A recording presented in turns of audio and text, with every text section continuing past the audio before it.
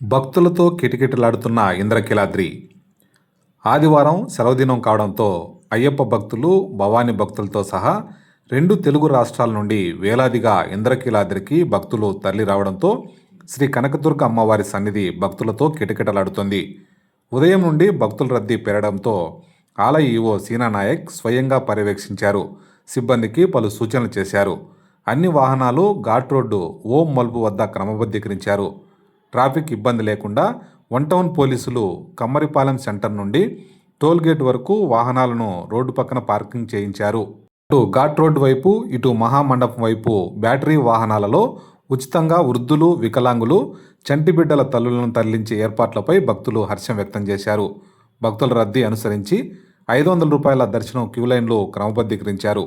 అన్ని క్యూలైన్లు వేగంగా నడిచేలా భక్తులకు వేగంగా దర్శనం కల్పించారు.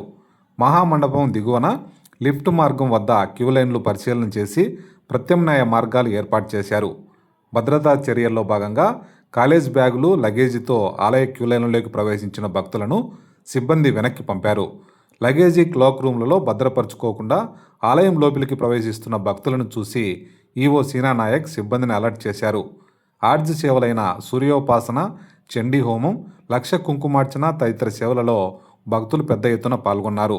ఉచిత ప్రసాదం, అన్నప్రసాదం భక్తులకు అందేలా ఆలయ అధికారులు చర్యలు తీసుకున్నారు.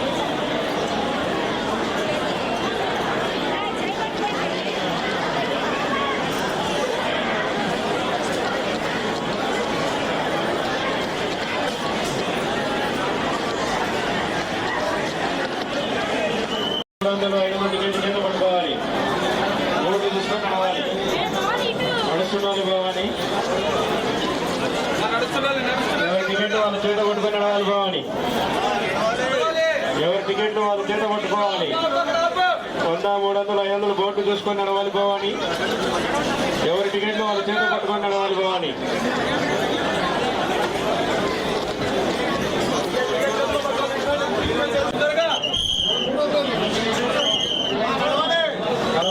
నడవాలి, కలుస్తుండాలి. వీలైన చివరి టికెట్లు చేత పట్టుకోవాలి. ఎవరి టికెట్లు వాళ్ళ చేత పట్టుకోవాలి.